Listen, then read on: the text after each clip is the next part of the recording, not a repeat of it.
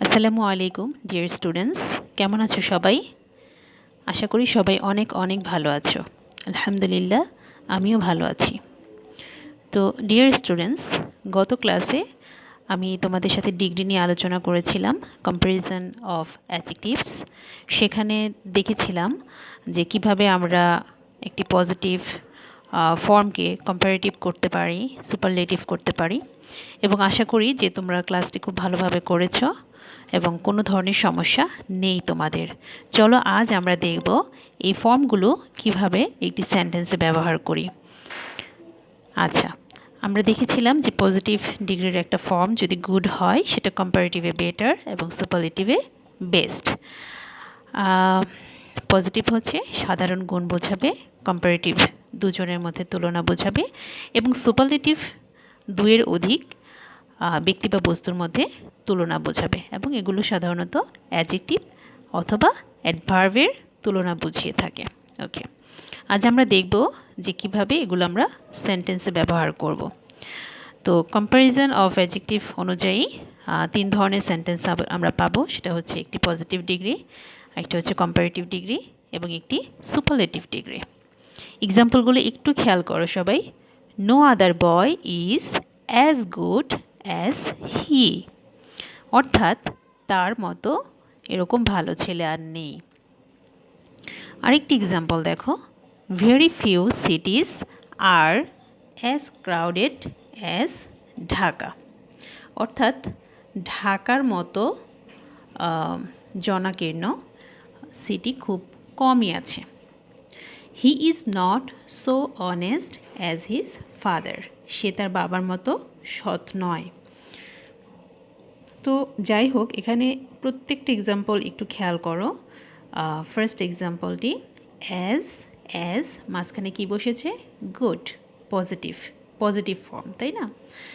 Second এক্সাম্পলে দেখো, as মাঝখানে কি বসেছে? ক্রাউডেড, এটাও কি পজিটিভ। ওকে, এবং থার্ডলি সো অ্যাজ এর মাঝে যে অ্যাডজেক্টিভটি বসেছে সেটা কি? অনেস্ট, এটাও কি পজিটিভ। সো আমরা এই তিনটি সেন্টেন্সকে যদি আমরা একটু বিশ্লেষণ করি বা তিনটি সেন্টেন্সকে একটু ভালো করে দেখি, তাহলে একটা স্ট্রাকচার পেয়ে যাই। দেখো তো কীরকম স্ট্রাকচারটি। প্রথমে হচ্ছে সাবজেক্ট, ফার্স্টলি সাবজেক্ট, এবং সাবজেক্টটিতে কীরকম হতে পারে? নো আদার অথবা ভেরি ফিউ প্লাস নাউন। আশা করি সবাই এখন নাউন চেনো, আর যাদের না এখনও পর্যন্ত নাউনে সমস্যা আছে তারা অবশ্যই আমার নাউনের উপর যে ক্লাসটি আছে সে ক্লাসটি একটু দেখে নেবে, তাহলে নাউন সম্পর্কে আর কোনো কনফিউশন থাকবে না। ওকে, তাহলে সাবজেক্ট হিসেবে কী বসতে পারে? নো আদার অথবা ভেরি ফিউ প্লাস নাউন। যেমন প্রথম এক্সাম্পলে কী ছিল? নো আদার বয়, বয়টি হচ্ছে নাউন, এবং নো আদার বয় এই পুরোটা হচ্ছে সাবজেক্ট।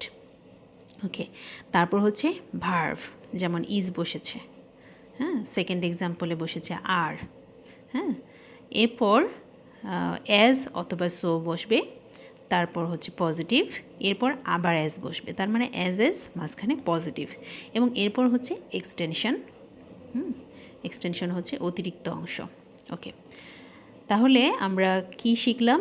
যে একটি পজিটিভ ডিগ্রির স্ট্রাকচার কীরকম হবে? Firstly subject, verb, so as, positive, as, extension, এবং সাবজেক্ট হিসেবে ফার্স্টলি নো আদার অথবা ভেরি ফিউ প্লাস নাউন বসতে পারে। ওকে, তবে খেয়াল রাখবে অবশ্যই সেখানে ব্যবহৃত যে অ্যাডজেক্টিভটি আছে বা থাকবে সেটা অবশ্যই পজিটিভ ফর্ম হবে। ওকে, তোমরা খুব ভালো করে স্ট্রাকচারটি খুব ভালো করে মাথায় নিয়ে নিবে, এবং এই স্ট্রাকচারটি দিয়ে এখানে আমি 3টি এক্সাম্পল দিয়েছি, তোমরা অবশ্যই বাসায় আরও 10টি এক্সাম্পল বানাবে। ওকে, আচ্ছা, এরপর দেখো আরও কিছু এক্সাম্পল আছে, একটু অন্যরকম, দেখলেই বুঝতে পারবে। He is better than any other boy in the class, he is better than. Okay, অর্থাৎ সে ক্লাসে অন্য যে কোনো ছেলের চেয়ে ভালো। Okay, then Dhaka is more crowded than most other cities, Dhaka অনেকগুলো সিটির চেয়ে অধিকাংশ সিটির চেয়ে অতিরিক্ত জনাকীর্ণ। আচ্ছা, এরপর দেখো this pen is costlier than that one. That one বোঝাতে দ্যাট পেনকে বোঝানো হয়েছে। ওকে, এই কলমটি ওই কলমটির চেয়ে কি ব্যয়বহুল বা দামি। আরেকটি এক্সাম্পল দেখো, the rose is more beautiful then all other flowers. সকল ফুলের চেয়ে গোলাপ অধিকতর সুন্দর। আচ্ছা, এই যে 4টি এক্সাম্পল এখানে আছে, খেয়াল করো প্রত্যেকটি এক্সাম্পলে একটা কমন বিষয় আছে। কমন বিষয়টি কি বলতে পারবে? ওকে, আমি বলে দিচ্ছি। কমন বিষয়টি হচ্ছে ভার্বের পরে অবশ্য প্রত্যেকটাতে কম্পারেটিভ ডিগ্রি ইউজ করা হয়েছে, কম্পারেটিভ ফর্ম ডিগ্রির অ্যাডজেক্টিভের কম্পারেটিভ ফর্ম ইউজ করা হয়েছে এবং ঠিক তার পরপরই দেন ইউজ করা হয়েছে, THAN। আমি লাস্ট ক্লাসে বলেছিলাম THEN দেন এবং THAN দেন, এই দুটোর মধ্যে পার্থক্য কী। তোমরা অবশ্যই দুটোর মধ্যে কিন্তু অবশ্যই গুলিয়ে ফেলবে না। THEN দেন হচ্ছে তারপর, আর THAN দেন হচ্ছে থেকে চেয়ে, যেটা তুলনা অর্থে ব্যবহার করা হয়। ওকে, তাহলে আমরা কমন জিনিস কী পেয়ে গেলাম? প্রত্যেকটি সেন্টেন্সে কম্পারেটিভ ফর্ম এবং তারপর দেন পেলাম।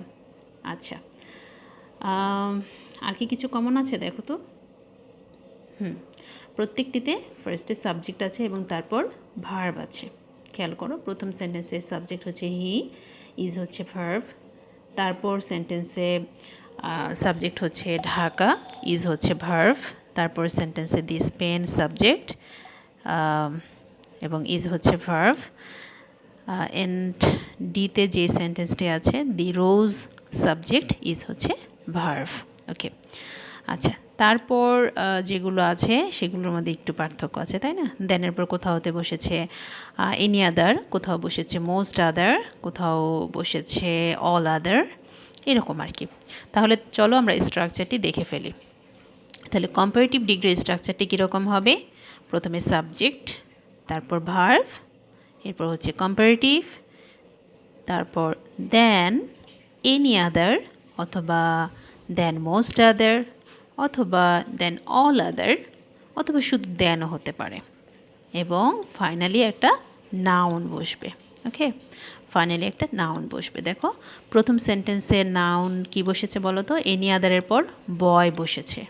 তারপরের সেন্টেন্সে দেখো দেন মোস্ট আদারের পর কী বসেছে? সিটিস বসেছে, এটাও একটা নাউন। এবং তারপর সিতে দেনের পরে কি বসেছে? দ্যাট ওয়ান বলতে আসলে দ্যাট পেন বোঝাচ্ছে, এটাও একটা নাউন, পেন। আচ্ছা, ডিতে কি হয়েছে? দেন অল আদার ফ্লাওয়ার্সটাও একটা নাউন। হ্যাঁ, তাহলে আশা করি স্ট্রাকচারটি তোমরা বুঝতে পেরেছো, এবং আগের স্ট্রাকচারটির মতোই এই স্ট্রাকচারটি দিয়েও তোমরা 10টি করে সেন্টেন্স বানাবে বাসায়। হ্যাঁ, আচ্ছা, এবার দেখো আমরা আরেকটি ডিগ্রি শিখব। এক্সাম্পলগুলো একটু খেয়াল করো। He is the best boy in the class. সে ক্লাসের মধ্যে সবচেয়ে ভালো ছেলে। ওকে, এরপর দেখো Dhaka is one of the most crowded cities in Bangladesh. বাংলাদেশের একটি অন্যতম জনাকীর্ণ সিটি হচ্ছে ঢাকা, অথবা ঢাকা বাংলাদেশের একটি অন্যতম জনাকীর্ণ নগরী। ওকে, এরপর দেখো আরেকটি, the rose is the most beautiful of all flowers. সকল ফুলের মধ্যে সবচেয়ে সুন্দর হচ্ছে কি? গোলাপ, দ্য রোজ। এখানে খেয়াল করো প্রত্যেকটি সেন্টেন্সে কি কমন পাওয়া যায়। প্রত্যেকটি সেন্টেন্সে দেখো অ্যাডজেক্টিভের সুপারলেটিভ ফর্ম ব্যবহার করা হয়েছে। প্রথম সেন্টেন্সে বেস্ট, দ্বিতীয় সেন্টেন্সে মোস্ট ক্রাউডেড এবং থার্ড সেন্টেন্সে মোস্ট বিউটিফুল। তার মানে দেখা গেল যে সুপারলেটিভ ডিগ্রি প্রত্যেকটিতে আছে, সুপারলেটিভ ফর্ম অ্যাডজেক্টিভের। ওকে, আচ্ছা, আর কি কি কমন আছে দেখো তো। প্রত্যেকটি সেন্টেন্সে ফার্স্টলি একটা সাবজেক্ট আছে, একটা ভার্ব আছে। আরেকটা জিনিস খেয়াল করে দেখো, প্রথম সেন্টেন্সে বেস্ট, বেস্টের ঠিক আগে কি আছে, একটা দা আছে। দ্বিতীয় সেন্টেন্সে মোস্ট ক্রাউডেড, এর আগে ঠিক ঠিক এর আগে কি আছে, দা আছে। থার্ড সেন্টেন্সে দেখো মোস্ট বিউটিফুল, ঠিক এর আগে কি আছে, দা আছে। তার মানে হচ্ছে আমরা কয়েকটি বিষয় বলে দিতে পারি, সেটা হচ্ছে যে সুপারলেটিভ ফর্ম ঠিক তার আগে অবশ্যই দা হবে। আর প্রত্যেকটি সেন্টেন্সের ফার্স্টে হচ্ছে সাবজেক্ট, তারপরে ভার্ব, তারপরেই হচ্ছে কি দা, এরপর হচ্ছে সুপারলেটিভ। ওকে, তাহলে চলো আমরা এবার স্ট্রাকচারটি দেখে নিই। স্ট্রাকচারটি দেখো কি হবে, ফার্স্টলি সাবজেক্ট, তারপর ভার্ব, তারপর দা অথবা ওয়ান অফ দ্য। তোমাদের এখানে একটু বলে রাখি যে আমরা ওয়ান অফ দ্য কথায় বসাই।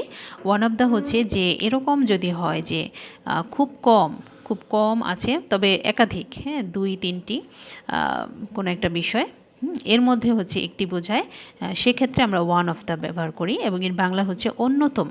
অন্যতম, যেমন এখানে বলা হয়েছে Dhaka is one of the most crowded cities. এর মানে হচ্ছে যে আরও এরকম ক্রাউডেড সিটি আছে, হ্যাঁ, দুই একটা আছে, এবং এর মধ্যে ঢাকা হচ্ছে একটি। তো এরকম যদি বোঝায় সেক্ষেত্রে আমরা ওয়ান অফ দ্য ব্যবহার করব। আর এরকম যদি না বুঝিয়ে একমাত্র বোঝানো হয়, একমাত্র যে he is the best boy in the class, সে ক্লাসে সবচেয়ে ভালো ছেলে, মানে তার মতো ভালো ছেলে আর কেউ নেই, সে একাই কিন্তু, হ্যাঁ, তার কোনো কম্পিটিটর নেই, এরকম, সে একাই। তো এরকম যদি বোঝায় তাহলে আমরা এরকম দা প্লাস সুপারলেটিভ ইউজ করি। আর যদি কয়েকটার মধ্যে একটা বোঝায় তখন আমরা one of the plus superlative use করি। আচ্ছা, এরপর হচ্ছে এক্সটেনশন বা অতিরিক্ত অংশ। তোমাদের আরেকটি নিয়ম বলে দিই, সেটা হচ্ছে যে যদি আমরা ওয়ান অফ দ্য বসাই, ওয়ান অফ দ্য যদি দেখো কোনো সেন্টেন্সে আছে এবং সেখানে অবশ্যই ওয়ান অফ দ্য এরপরে যদি সুপারলেটিভ থাকে, সুপারলেটিভের পরে যে নাউনটি আছে সে নাউনটা অবশ্যই প্লোরাল হবে, অবশ্যই প্লোরাল হবে। আর সিতে যে এক্সাম্পলটি আছে অল তো প্লোরাল, সেজন্য ফ্লাওয়ার্স হয়েছে, এটা তোমরা সবাই বুঝবে।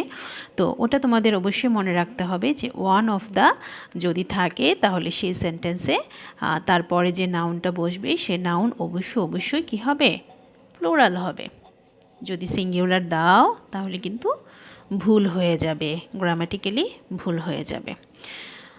তোমাদের আরও কিছু বিষয় বলে দেই, সেটা হচ্ছে যে কম্পারেটিভ ডিগ্রির সময় বি নাম্বার এক্সাম্পলটি খেয়াল করো, আমরা কি লিখেছিলাম, Dhaka is most crowded than most other cities, দেনের পর মোস্ট আদার।